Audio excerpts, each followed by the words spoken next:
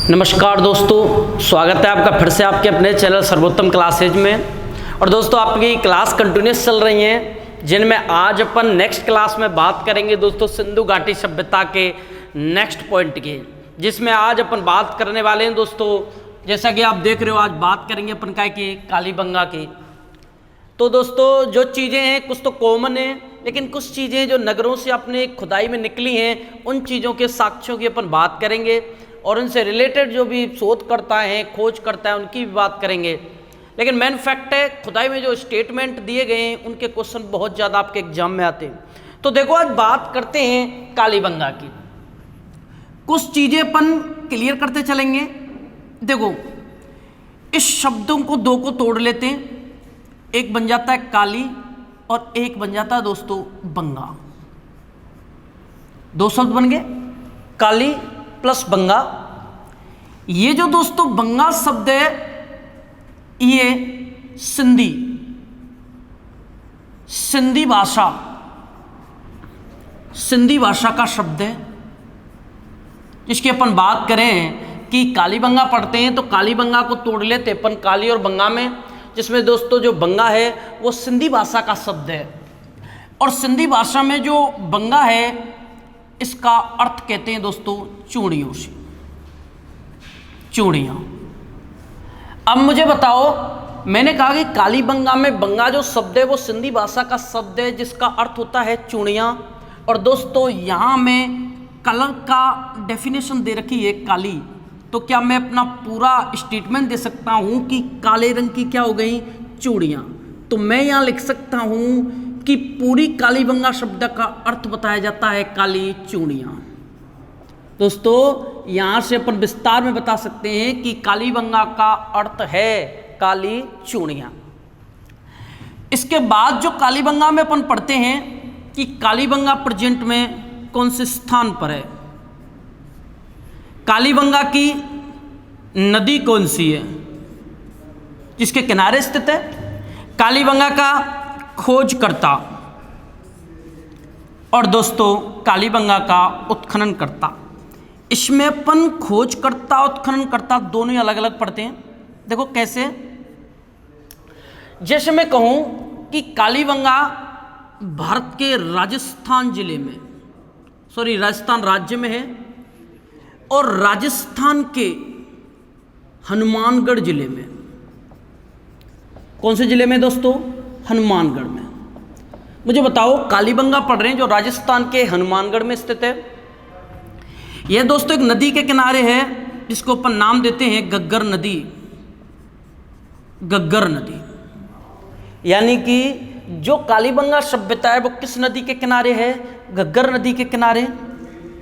गग्गर नदी के दोस्तों कुछ उपनाम्स की बात करें तो इनमें एक आता है, जहाँ ये नदी बहती है उस जगह पर पहले सरस्वती नदी बहा करती थी, और उसी के स्थान पर प्रेजेंट में इसे बहते हुए देखा जाता है, इसीलिए इसको एक नाम देते हैं प्राचीन सरस्वती नदी। उसी के पेटे में बहती है प्राचीन सरस्वती। इसके प्रवाह क्षेत्र, सरस्वती नदी के प्रवाह क्षेत्र में बहने के कारण इसको कहते हैं नट नदी या नाली या पाट नदी। और दोस्तों इसी को कहते हैं नट नदी।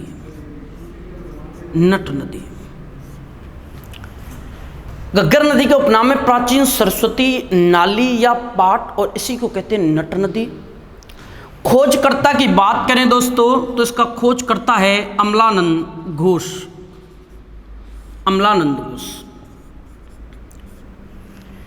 उत्खननकर्ताओं की बात करें दोस्तों, दो जने हैं, एक का नाम है वी लाल और एक का नाम है दोस्तों वी.के. थापड़।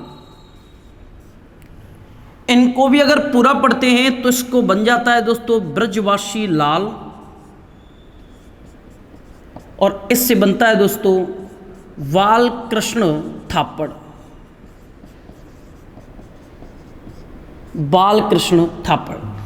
तो देखो इसमें ज़्यादा कुछ नहीं पढ़ना दोस्तों, क्योंकि कालीबंगा जो सभ्यता उसको राजस्थान के संदर्भ में पढ़ते हैं, वहाँ भी बहुत बड़ा रूप पढ़ते हैं इसको। लेकिन यहाँ अपन पढ़ रहे हैं सिंधु घाटी सभ्यता से ले जोड़कर। तो सिंधु घाटी सभ्यता की जो कॉमन चीज़ें वो अपन समाज, संस्कृति, इसके कल्चर में पढ़ेंगे। बाकी जो खुदाई में चीज़ें निकली हैं अपन यहाँ उनकी बात करेंगे। तो देखो मैंने कहा कि कालीबंगा उसका अर्थ है काली चूड़ियाँ। और दोस्तों जो बंगा है उस सिंधी भाषा का शब्द है जिसका अर्थ होता है चूड़ियाँ। ये कलर दे रखा है तो काली चूड़ियाँ। स्थान राजस्थान का हनुमानगढ़ जिला है जहाँ कालीबंगा स्थित है। यह घग्गर नदी के किनारे जिसके उपनाम है प्राचीन सरस्वती नाली, पाट या नट नदी। इसकी खोज की थी अमलानंद घोष ने और उसके दो खनन करने वाले यानी खुदाई करने वाले हैं। एक का नाम है व्रजवासी लाल और एक है दोस्तों बाल कृष्ण थापड़। अब बात करते हैं कि जो कालीबंगा सभ्यता है इसकी खुदाई जिन दोनों ने की थी, तो खुदाई में जो जो चीज़ें हमें मिलती हैं हम उनकी बात करेंगे। बाकी जो चीज़ें हैं उनके अपन कॉमन कल्चर में बात करेंगे, जो अपनी सिंधु घाटी सभ्यता का पढ़ेंगे। और बाकी जो यहाँ से खुदाई में निकली हैं अभी बात करते हैं उन चीज़ों की। तो दोस्तों एक बार इसका स्क्रीनशॉट ले लें, अपन आगे बढ़ते हैं और आगे इसकी खुदाई करवाते हैं। और खुदाई में जो जो चीज़ें आपको मिलेंगी उन सब के स्टेटमेंट अपन एक एक से पढ़ेंगे। स्क्रीनशॉट लें और चलते हैं आगे। देखो देखें दोस्तों, हम पढ़ रहे हैं कालीबंगा जो किस नदी के किनारे है, घग्गर के। ये राजस्थान की सभ्यता है। जब राजस्थान हिस्ट्री पढ़ाएंगे अपन तो उसमें और भी बहुत बड़ा विस्तार है जिसकी अपन बात करते हैं। देखें दोस्तों, अपन बात कर लेते हैं साक्ष्य। साक्ष्य यानी खुदाई करवा देते हैं इसकी, और खुदाई करवाएंगे तो इसमें जो जो चीज़ें मिली हैं उनकी एक एक से अपन बात करेंगे। यह कहा जाता है कि कालीबंगा की खुदाई की गई थी। तो मैं पहला पॉइंट बताऊंगा, भवन। भवन जानते हो दोस्तों, भवन कहते हैं घर, घर कह लो या भवन। भवन या घरों का निर्माण, घर या भवनों का निर्माण कच्ची ईंटों से, कच्ची ईंटों से। यानी मुझे पॉइंट बताना है कि भवन या घर जो मिले थे कालीबंगा में वो कच्ची ईंटों से मिलकर बने थे या कच्ची ईंटों के बनाए गए थे। और दोस्तों जो कच्ची ईंटें होती हैं उनको एक नाम देते हैं सूर्यतापी। सूर्यतापी। मुझे बताओ सूर्यतापी किसको कहा गया? कच्ची ईंटों को। और कच्ची ईंटों का प्रयोग कौन सी सभ्यता में? कालीबंगा में। क्या काय के निर्माण में? भवन या घरों के निर्माण में। इन ईंटों की माप दोस्तों 4:2:1 यानी लंबाई, चौड़ाई, ऊंचाई। ये अनुपात है कि लंबाई की आधी चौड़ाई, चौड़ाई की आधी ऊंचाई। तो एक माप हो गई, यानी इसकी खुदाई में जो मिला है। इसके अलावा जो भवन थे, भवनों में यहां देखना दोस्तों, भवनों में दरारें मिली। भवनों में क्या मिलती हैं दोस्तों? दरारें मिली। और भवनों में दरार, घरों में दरारें मिली। तो आप भी जानते हो कच्चे घर हैं तो खुद तो दरार पड़ेंगी नहीं, कोई ना कोई प्राकृतिक प्रकोप आया होगा जिससे कि दरारें पड़ी। और प्राकृतिक प्रकोप के कारण दरारें पड़ी। तो यहाँ ये दरारें साक्ष्य देती हैं भूकंप का। तो विश्व में सर्वप्रथम भूकंप की जानकारी मिली। भूकंप की जानकारी मिली, बहुत इंपॉर्टेंट फैक्ट है। भवनों में दरारें मिली, दरारों का कारण बताया था भूकंप को। तो कह दिया विश्व में सर्वप्रथम भूकंप की जानकारी कहां से मिलती है दोस्तों? कालीबंगा से। दूसरी चीज इसके लिए कहते हैं सिंधु घाटी सभ्यता का प्रमुख स्थल है। ये जो कालीबंगा अपन पढ़ रहे हैं वो सिंधु घाटी सभ्यता का प्रमुख स्थल है। और प्रमुख स्थल होने के कारण दोस्तों दशरथ शर्मा ने सिंधु घाटी सभ्यता का की दशरथ शर्मा ने तीसरी राजधानी कहा है। तीसरी राजधानी कहा है। तीसरी राजधानी कहा। देखो यहाँ अपन ये बहुत ही इंपॉर्टेंट पॉइंट हैं जो भी अपन पढ़ रहे हैं, इंडिया के संदर्भ में ले लो या स्टेट, जो भी अपने एग्जाम होते हैं स्टेट के, उनके इम्पोर्टेंट बहुत ज़्यादा है इसको लेकर। कि मैंने कहा कि सिंधु घाटी सभ्यता की दशरथ शर्मा ने इसको कैसी राजधानी बताया, तीसरे नंबर की है। तो तीसरे नंबर की, तो उससे पहले दो होंगी। तो मैंने पहले बताया था, फर्स्ट क्लासों में बताया था, एक वैज्ञानिक आया था, शोध करता था पिगट, और पिगट ने हड़प्पा और मोहनजोदड़ो, हड़प्पा और मोहनजोदड़ो को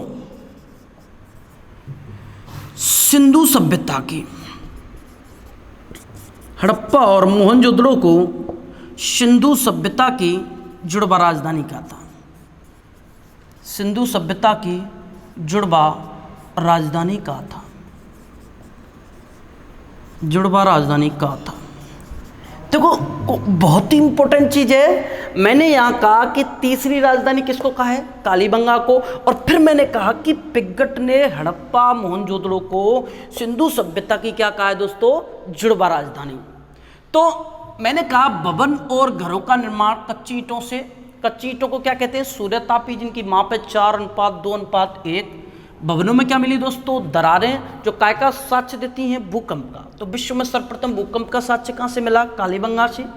सिंधु घाटी सभ्यता की दशरथ शर्मा ने, सिंधु घाटी सभ्यता की दशरथ शर्मा ने तीसरी राजधानी किसको कहा, कालीबंगा को। और पिगट ने दो राजधानी पहले कौन सी बताई दोस्तों, हड़प्पा और मोहनजोदड़ो। तो एक बार दोस्तों इसका स्क्रीनशॉट लें, हम आगे बात करेंगे, बहुत ही विस्तार से अपने को इस पर स्टडी करनी है। इस मैटर को आप स्टडी के लिए इसको स्क्रीनशॉट लें। आप नेक्स्ट साक्ष्यों की बात करते हैं, खुद आएगी दोस्तों। देखें आगे हम बात करें कालीबंगा की। देखिए बहुत ही इंपॉर्टेंट है जो अपन कालीबंगा पढ़ रहे हैं, और कालीबंगा में बहुत ही इंपॉर्टेंट फैक्ट चल रहे हैं दोस्तों। इसके सभी के सभी जितने भी शोध हैं, फैक्ट हैं, वो सबसे ज़्यादा इंपॉर्टेंट है। देखो इसके बाद जो कालीबंगा है, इसमें यह कहा जाता है विश्व में, या अपन ये कह सकते हैं, घरों की बात कर रहे हैं तो दोस्तों ये कह सकते हैं घरों में यहाँ अलंकृत या सजावटी फर्श मिले, अलंकृत या सजावटी फर्श मिले। यानी मैं ये कह सकता हूँ कि जो घर थे, भवन थे, उन भवनों की निर्माण कच्ची ईंटों से है, लेकिन जो उसके फर्श थे उन पर अलंकृत या सजावट की हुई थी। तो फर्श सजावटी थे, अलंकृत थे, जो किसका विशेषता बताता है, कालीबंगा की। तो दोस्तों मैंने बताया कि भवन बेशक कच्ची ईंटों से थे, लेकिन उनके जो फर्श थे उनमें सजावटें की गई थी, विशेष आकृतियां बनाई गई थी, जिनको कहते हैं अलंकृत या सजावटी फर्श मिले कालीबंगा में।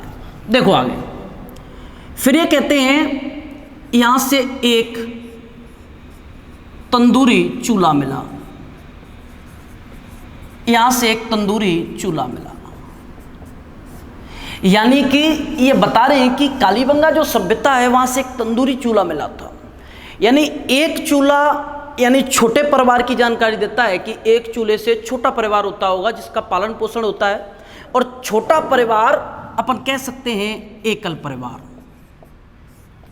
छोटे परिवार से एक चूल्हे से हमें एक शोध मिला कि एक तंदूरी चूल्हा मिला, इसका मतलब छोटा परिवार होता होगा, तो उन्होंने संज्ञा दी एक एकल परिवार प्रणाली थी, एकल परिवार प्रणाली थी।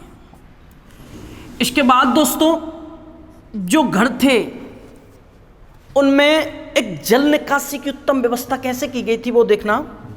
ये मानो हमने एक घर लिया कालीबंगा में, ये दोस्तों हमने छत मान ली, ये छत है, बारिश के टाइम में छतों में पानी भर जाता था, छतों पर घरों की जो छतें होती थी, ये क्या करते थे, छत को ऐसे करके एक बांस की लकड़ी से ऐसे, वो आर पार होती है दोस्तों, और उस बांस की डंडी लकड़ी को जोड़कर छत से और जमीन की जो नीचे जो नाली थी उससे जोड़ देते थे, और ये जो सारा का सारा जो जल था वो यहाँ से होकर अंदर बाहर आ जाता था।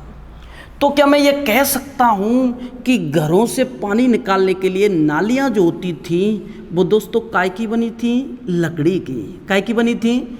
और दोस्तों वो लकड़ी भी काय की थी? बांस की। तो मैं ये कह सकता हूँ यहाँ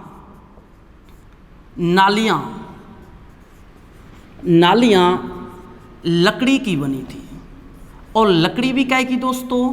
बांस की बनी थी। तो कालीबंगा सभ्यता एक ऐसी सभ्यता, एकमात्र सिंधु घाटी सभ्यता के सभी नगरों में एकमात्र कालीबंगा ऐसी है जहाँ से लकड़ी की नालियाँ मिली, और लकड़ी भी काय की थी दोस्तों?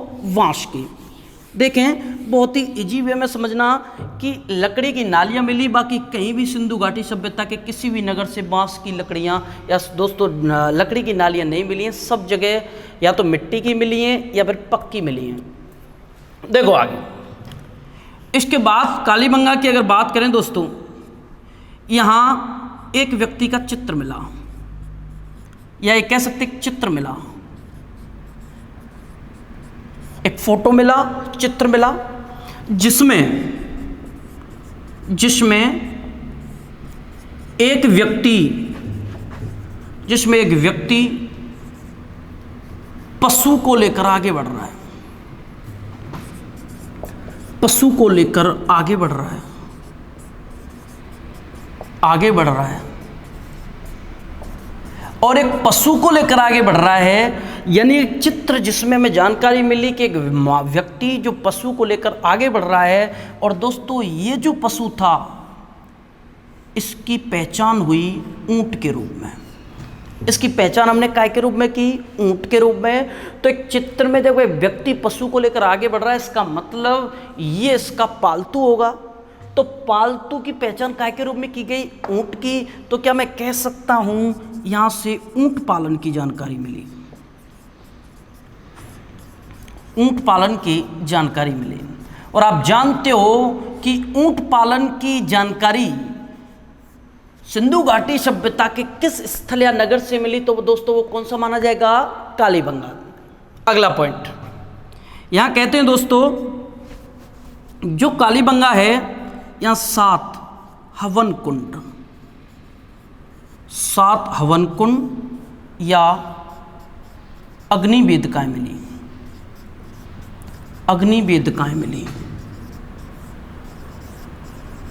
यानी कालीबंगा की खुदाई हुई, उसमें 7 हवन कुंड या अग्नि वेदिकाएं मिली।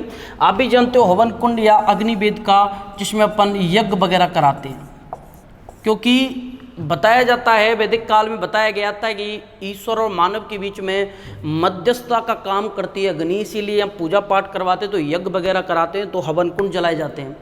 तो मैंने कहा कि कालीबंगा के लोगों को या कालीबंगा में खुदाई में हवन कुंड और अग्नि वेदिकाएं मिली, यानी यज्ञ वगैरह कराते थे, पूजा वगैरह पे विश्वास करते थे, यज्ञ कराते थे। लेकिन इसमें हड्डियां मिली दोस्तों। इसमें क्या मिली? हड्डियां। भाई 7 हवन कुंड अग्नि वेदिकाएं तो मिली, लेकिन इसमें भी क्या मिली? हड्डियां। तो यहां से हमने एक और अनुमान लगाया कि जो हड्डियां मिली हैं दोस्तों, ये हड्डियां या तो किसी की बलि दी गई है। इसका मतलब कि कालीबंगा सभ्यता में बलि देने की प्रथा थी। तो एक बार आप स्क्रीनशॉट ले लें, मैं आपको और भी जो चीज़ें कालीबंगा के संदर्भ में वो बहुत ही अच्छे से समझ में आएंगी, बहुत ही अच्छे से पढ़ने वाले दोस्तों। तो देखो कालीबंगा का अर्थ क्या बताया? काली चूड़ियाँ, अलंकृत सजावटी फर्श मिले, तंदूरी चूल्हा, एकल परिवार प्रणाली, नालियाँ लकड़ी या बांस की, चित्र मिला जिसमें एक पशु को ले जाता हुआ जिसकी पहचान काय के रूप में हुई? ऊंट के रूप में। तो ऊंट पालन मिला, हवन कुंड अग्नि वेदिकाएं मिली जिसमें हड्डियां मिली दोस्तों। जो हड्डियां काय का अपना साक्ष्य देती हैं? ये कहते हैं कि हड्डियां मिलने से हवन कुंड में बलि दी गई थी। तो बलि प्रथा का भी प्रचलन अपन कहाँ से मानेंगे? कालीबंगा। तो एक बार देखें दोस्तों, स्क्रीनशॉट ले लें, आगे चलते हैं। बहुत ही इंपॉर्टेंट फैक्ट है जो आप पढ़ रहे हो दोस्तों, देखें आगे। ये खुदाई में चीज़ें मिलती गई और हम अनुमान लगाते गए, और अनुमान में आपकी बहुत सारी चीज़ें हैं जो आ जाती हैं दोस्तों, और धीरे धीरे करके हम पूरी सिंधु घाटी सभ्यता को शोध ले लेते हैं जिसमें क्या क्या चलता था। मैंने यहाँ कह दिया कि वहाँ हड्डियाँ मिली, तो दोस्तों बलि प्रथा का प्रचलन था। बलि प्रथा का प्रचलन था। उम्मीद है दोस्तों आपको कोई दिक्कत नहीं है, बहुत ही इजी वे में अपना पूरे फैक्टों को क्लियर कर रहे हैं अपन। तो बलि प्रथा का प्रचलन था। अब मैंने यहां कहा युग्मित समाधियां मिली, युग्मित कह सकते हैं जोड़े में, युग्मित कह सकते हैं जोड़े में, युग्मित समाधियां मिली, युग्मित समाधियां मिली। इन युग्मित समाधियों में पहचान की गई कि एक तो महिला की और एक पुरुष की। युग्मित यानी जोड़े में समाधियां मिली एक साथ, उनकी पहचान एक महिला की थी और एक पुरुष की। लेकिन मैं अगर कहूं कि कालीबंगा के अलावा युग्मित समाधियां कहां से मिली, तो दोस्तों इसके अलावा युग्मित समाधि मिलती हैं लोथल से। यानी मैं कहूं कि कालीबंगा के अलावा युग्मित समाधि का साक्ष्य हमें कहां से मिला है, लोथल से। तो कितनी जगह हो गई, दो जो युग्मित समाधियों का साक्ष्य देती हैं, लोथल और कालीबंगा, जिनमें पहचान की गई कि महिला और एक साथ में कौन था, पुरुष। तो क्या मैं कह सकता हूं ये एक साथ इनकी डेथ होती है, तो इसका मतलब ये हो सकता है कि पुरुष के मरने के बाद महिला भी अपने प्राण त्यागती है, जिसके कारण अपन कह सकते हैं शायद यहाँ सती प्रथा का प्रचलन था, सती प्रथा का प्रचलन था। ये दोनों ही नगर बताते हैं, लोथल और कालीबंगा की सती प्रथा का यहाँ प्रचलन था। आगे देखो दोस्तों, जो कालीबंगा है हमारी, यहाँ से ये देखा गया कि कालीबंगा जो सभ्यता है, यहाँ जुते हुए खेत सबसे पहले देखे गए थे। जब यहाँ शोध किया गया तो जो खेत हैं उनमें हल जो हैं उनके चलने के साक्ष्य देखे, उन हल रेखाएं देखी गई। तो क्या मैं ये कह सकता हूँ कि यहाँ जुते हुए खेत के साक्ष्य मिले जो विश्व में सर्वप्रथम यहीं से मिले, और ये कहते हैं विश्व में सर्वप्रथम जुते खेत के साक्ष्य मिले, जुते हुए खेत के साक्ष्य मिले। अब आप बता सकते हो कि विश्व में सर्वप्रथम जुते हुए खेत के साक्ष्य हमारी कौन सी सभ्यता स्थल से मिले, कालीबंगा। और कालीबंगा दोस्तों हनुमानगढ़ में है, जो राजस्थान की डिस्ट्रिक्ट है। तो सर्वप्रथम जुते हुए खेत के साक्ष्य मिले। ये भी कह सकते हैं कि जो जुते हुए खेत मिले, इसका मतलब यहाँ फसल होती होगी। तो यहाँ फसल जो थी, जो खेती की जाती थी दोस्तों, उनमें गेहूँ, जौ, चना, सरसों, इनकी विशेषतः खेती की जाती थी अपनी कालीबंगा सभ्यता स्थल में। गेहूं, जौ, चना, सरसों, विशेष महत्व इसका कि विश्व में सर्वप्रथम जुते हुए खेत के साक्ष्य में कहां से मिले दोस्तों, कालीबंगा से। फसल गेहूं, जौ, चना और सरसों का विशेष साक्ष्य मिला यहाँ से। अब देखते हैं आगे, ये कहा गया। अब ये भी कहते हैं कि जो कालीबंगा सभ्यता है वहां से एक खोपड़ी मिली, एक खोपड़ी मिली, और इसमें 6 छिद्र मिले। एक खोपड़ी मिली और जिसमें भी कितने छिद्र मिले दोस्तों, 6। और जो 6 छिद्र हैं वो हाइड्रोस्फेलिज रोग की जानकारी देते हैं। स्फेलिज, हाइड्रोस्फेलिज रोग, या अपन कह सकते हैं यहाँ एक रोग की जानकारी मिलती है, हाइड्रोस्फेलिज रोग। हाइड्रोस्फेलिज रोग की जानकारी मिलती है। बहुत इंपॉर्टेंट पॉइंट है सती प्रथा, क्योंकि युग्मित समाधियां मिली। दोस्तों बलि प्रथा का प्रचलन, जुते हुए खेत, फसलें और खोपड़ी, जिसमें कितने छिद्र मिले, पूरे 6, जो कौन से रोग की जानकारी देती हैं, हाइड्रोस्फेलिज रोग। लेकिन मैं कहूं कि मलेरिया रोग की जानकारी सिंधु घाटी सभ्यता में कहां से मिलती है, तो मलेरिया की जानकारी मिलती है दोस्तों मोहनजोदड़ो से। मलेरिया की जानकारी कहाँ से मिली? मोहनजोदड़ो से। हाइड्रोस्प्लीज की रोग की जानकारी कहाँ से मिली? कालीबंगा से। तो दोस्तों ये भी फैक्ट है बहुत ही इंपॉर्टेंट कि मलेरिया की जानकारी कहाँ से मिलती है? मोहनजोदड़ो से। तो एक बार स्क्रीनशॉट लें और आगे चलते हैं दोस्तों। कुछ विशेष बातें हैं जो अपनी शेष है उनकी बात करेंगे। देखें आगे, बहुत इंपॉर्टेंट फैक्ट चल रहे हैं दोस्तों, इंपॉर्टेंट हैं ये, इनको बहुत ही अच्छे से आपको समझाया जा रहा है, आपको मज़ा आना चाहिए आपको। देखें आगे, अब मैंने बताया यहाँ हाइड्रोस्प्लीज रोग की जानकारी मिली और जो छिद्र मिले थे उनसे एक शोध और मिलता है कि यहाँ शल्य चिकित्सा की जानकारी मिली, शल्य चिकित्सा की जानकारी मिली।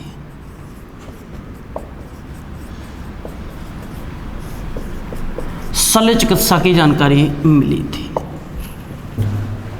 यहाँ अगर मैं कहूँ कि जो कालीबंगा है, मैंने 2 टीले बनाए थे 2 तरह के, एक तो पश्चिमी और एक पूर्वी। कालीबंगा में विशेष महत्व है कि दोनों ही दुर्गीकृत टीले थे। यानी मैं ये कहूँ कि ऐसा स्थल जिसमें दोनों ही टीले दुर्गीकृत थे वो कौन सी थी? कालीबंगा। बाकी ज़्यादातर ये पश्चिमी टीला दुर्गीकृत होता है, लेकिन कालीबंगा में दोनों ही दुर्गीकृत थे। ये मेन फैक्ट है। और दोस्तों बात आती है 1986 में कालीबंगा में जो चीज़ें मिलती गईं उनको विशेष संरक्षण के साथ रखा गया, जिसको कहते हैं संग्रहालय। तो कालीबंगा संग्रहालय की स्थापना की गई 1986 में की गई थी। और कालीबंगा सभ्यता की या कालीबंगा संग्रहालय की स्थापना कब की गई दोस्तों? 1986 में। ये हमारे फैक्ट किसके लिए पढ़ रहे हैं दोस्तों? कालीबंगा, जिसका अर्थ बताते हैं काली चूड़ियाँ। बहुत ही इंपॉर्टेंट चीज़ थी जो अपने डिस्कस की। अब दोस्तों जो सिंधु घाटी सभ्यता है उसके 1-2 शेष स्थल हो रहे हैं, उनके बारे में 1-2 बातें, छोटी छोटी बातें उनकी बात कर लेते हैं, फिर उसके समाज और संस्कृति के बारे में अपन डिस्कस करेंगे। तो एक बार स्क्रीनशॉट लें और कालीबंगा के बाद अपन नेक्स्ट अपना पॉइंट देखते हैं क्या है, जो भी नगर है दोस्तों। देखें आगे, कोई ज़्यादा हार्ड नहीं है दोस्तों, बहुत ही इजी है, बहुत ही आपको अच्छा लगना चाहिए, समझ में आना चाहिए। देखें बात करें अपन सुतकोतदा,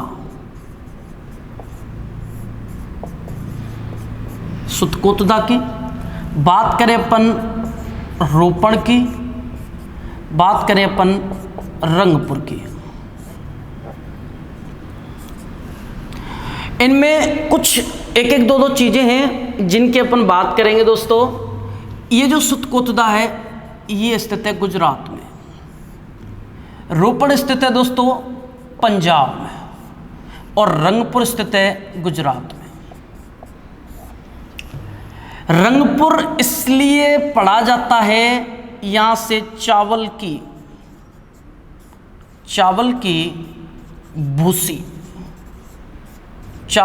भूसी के साक्ष्य मिले। क्वेश्चन आ जाता है कि चावल की भूसी के साक्ष्य हमें कौन सी सभ्यता स्थल से मिलते हैं? रंगपुर। और दोस्तों रंगपुर कहाँ है? गुजरात में। लेकिन अगर क्वेश्चन आए चावल की खेती के साक्ष्य,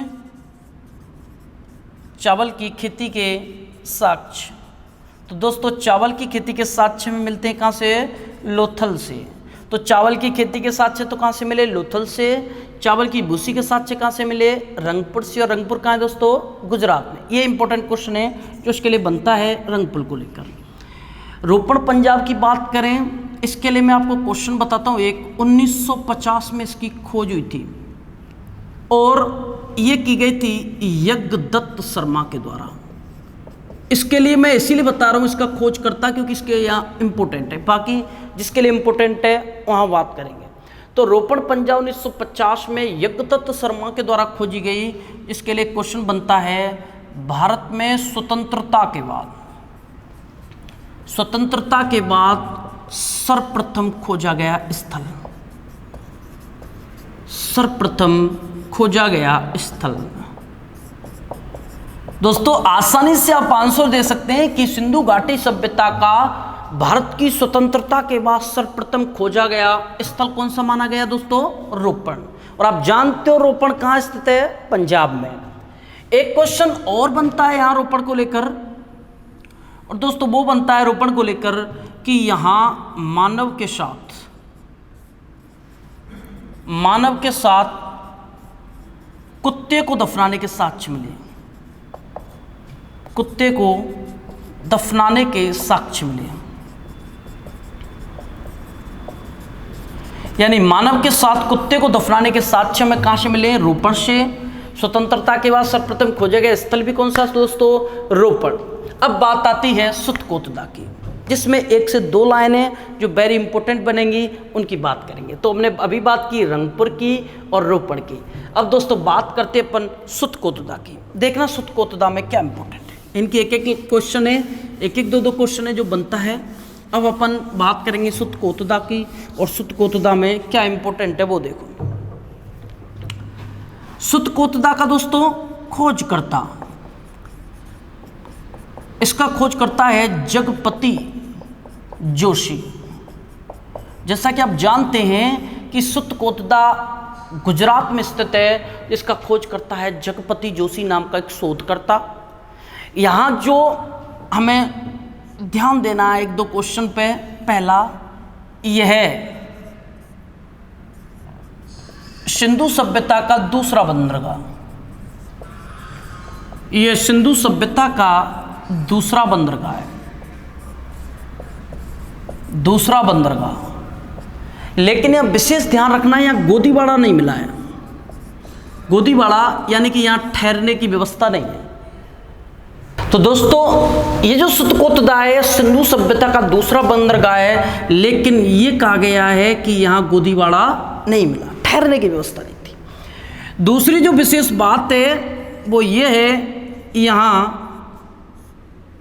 जो सुतकोतदा सभ्यता है, यहाँ दोस्तों मैं बात करूँ घोड़े के या घोड़े की हड्डियाँ, या कह सकते हैं अस्थि पंजर मिले, घोड़े की हड्डियां या अस्थि पंजर मिले। लेकिन अगर मैं ये कहूं घोड़े की मृण मूर्ति,